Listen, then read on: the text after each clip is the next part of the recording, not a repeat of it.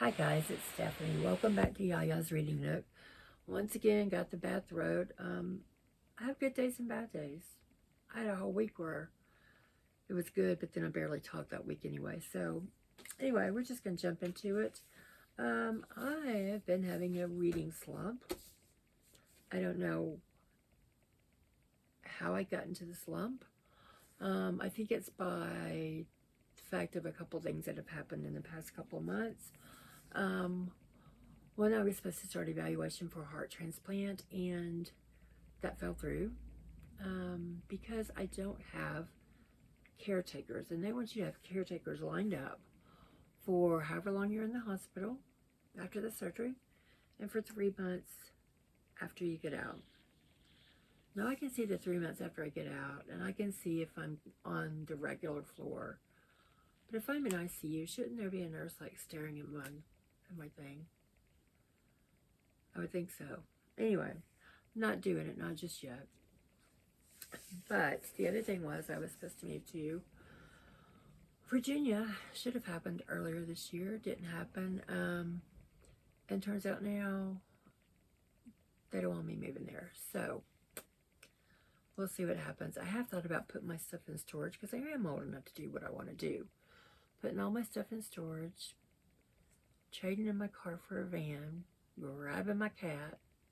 He's going to have to learn how to wear a harness, though, and just road tripping it. Go wherever, do whatever. Come back when I feel like it. You know, drive one way to see one kid and one way to see another, and down to Mobile to see my bestie. So, I don't know. Anyway, that has caused a big reading slump. And I've got 6 books that I've started. Now, 2 of these books I've started a couple months ago. So, we're going to kind of count them because I haven't finished them. But we're not really going to count them. The first one is Nevada Bar's Endangered Species. It is an Anna Pigeon novel. It's probably number 15 in the series, but I just picked it up at McKay's for like 75 cents, so I didn't really care. My background coordinator, who's also a friend, a crafting friend, recommended Nevada Bar's books and recommended this series. And this one, Anna is on Cumberland Island, which is off the coast of Georgia, with her firefighting team. I guess that's what she does, park ranger firefighter. And a plane goes down. So now they're trying to figure out why the plane went down, because it should have been in good working condition. So far, it's about a 3.5. It's only 300 pages. I should have read it in like a weekend, at least a week, and it's been a month, if not more. This one I know I've been reading for a month. The Best Little Motel in Texas by Layla Lane. It's about a woman named Cordelia. I'm trying not to burp, y'all. And when she was younger, she and her mom lived in a town called Sarsaparilla Falls, Texas. And mom was the town drunk, so Cordelia and her mom were made fun of a lot. Well, they left, and now Cordelia lives in Dallas. She is grown. She's a librarian. And one day she gets notified that her great aunt has died, her great aunt Penelope, and she's left her something. She's left her a motel. Cordelia does not want a motel. Cordelia does not want to go to Sarsaparilla Falls. Cordelia can't stand those people down there. But she has to go to sell this thing or do whatever. What she doesn't know until she gets there is that Aunt Penelope was a madam and her motel is a brothel. And there are 3 women there, day chickadees, or the chicks, because the motel is called the Chickadee Motel. One night, the pastor comes to see one of the ladies, and he dies. So they take his body back to the parsonage, or to the church, break into his office, and set him in his office. Now the hunt is on to find out who killed him. What they do know, the ladies know, is that he died of poison from a bottle of wine. And this bottle of wine was not supposed to be something people could just get. Went straight to restaurants. So now the ladies are trying to figure out who went to a restaurant, bought a bottle of wine, and killed the pastor. This next one I have been listening to in my car, and it is a Piper Harris mystery series. This is the second one. It's called Fool Me Once by Deanie Day. And Piper and her grandmother are under witness protection in Bitter End, Florida. And the grandmother had been involved. They both were involved with a biker gang in Oregon or Idaho. I can't remember. Anyway, grandmother gets arrested, and she's going to be prosecuted for IRS problems unless she testifies against this biker gang. And she would probably go to prison for life. And what's Piper to do? Because she raised Piper. So she agrees to testify, and her and Piper get put in witness protection. Well, the people in the retirement community know something's going on with Piper, but they just don't know what. But anyway, the lady next door and Piper are looking for Piper in an apartment one day, and she says, we need to go to my money person because I need to give him some more money. And when they walk in, they find the woman dead with a gun shot to her head. So now they're trying to figure out who would have killed her and why, because her grandson Riker is also on the case, as are hopefully not, but possibly the police. So Grandma Edna wants to do, or Grandma Edie wants it done quickly so she won't go to jail, and Piper wants it done quickly so her and her grandma won't be found out that they're under witness protection, because that could change everything. They could lose their protection and really have to go into hiding or be forced to go somewhere else that's maybe even hotter, and they don't like the hot. They're from up north. They don't like the hot. This next one I've been reading for the Parnassus Book Club that's this month. I think I'm going on a Thursday morning if I don't have to work, because they changed our Monday night to Tuesday night, and I can't do Tuesdays. Anyway, it's called Rabbit Moon by Jennifer Hay, and it's about this man and woman, Aaron and Claire, and they are divorced, and they have 2 daughters. Their oldest daughter is out of college. Well, she was in college, she dropped out, and she and her boyfriend went to Japan to teach English as a second language. Her youngest daughter, Grace, was adopted from China because her mom has a thing about China. She loves China. So one day, Grace is off at summer camp, and Lindsay is walking in. This is not a spoiler, it's right in the beginning of the book. Lindsay is walking down the street, and all of a sudden the car comes out and just mows her down. And so now her parents get a call that they need to come to Shanghai, China, because their daughter is in really bad condition. And when they get together, they're like, well, what was she doing in Shanghai? And, one's asking, why is she there? And the other's like, I didn't know she was. So they go there, and they're trying to figure out who tried to kill their daughter. It's very good. I've never read anything by her, but I'm really enjoying it.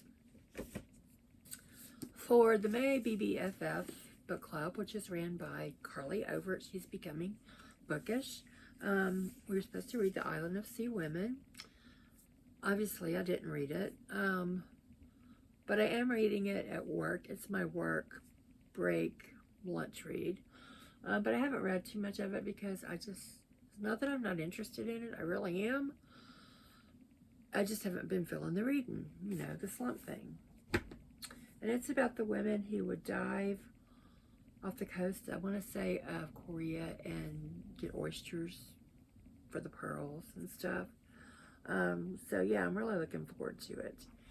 And this last book is a library book, so I really want to finish it before it has to go back. And it's called Stained Gold, How S.E. Hinton's novel and Francis Ford Coppola's film became cult classics, gotta bring it up, and launched today's Hollywood icons for superstardom.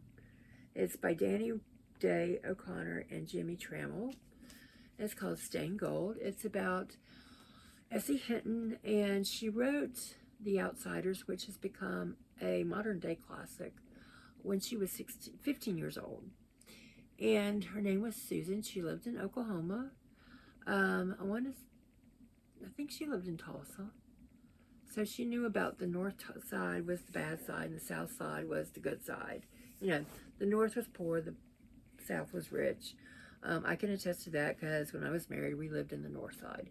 And the first night in the house that we bought was sirens going by, and I asked my husband, I said, why are all the sirens? He goes, oh, we're about 2 or 3 blocks from gangs.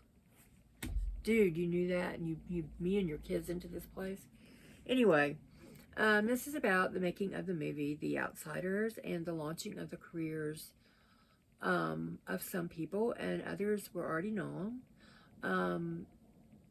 It had the 3 Curtis brothers. Derry was played by Patrick Swayze. Ponyboy was played by Rob Lowe. No, Ponyboy was played by C. Thomas Howell. And Soda Pop was played by Rob Lowe.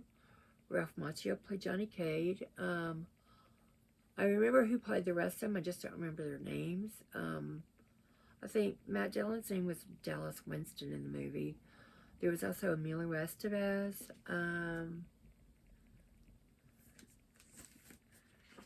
That was really the very first film I think that Tom Cruise was in, because he was one of the greasers, but he didn't have a big role. You know, he didn't have a whole lot of talking points.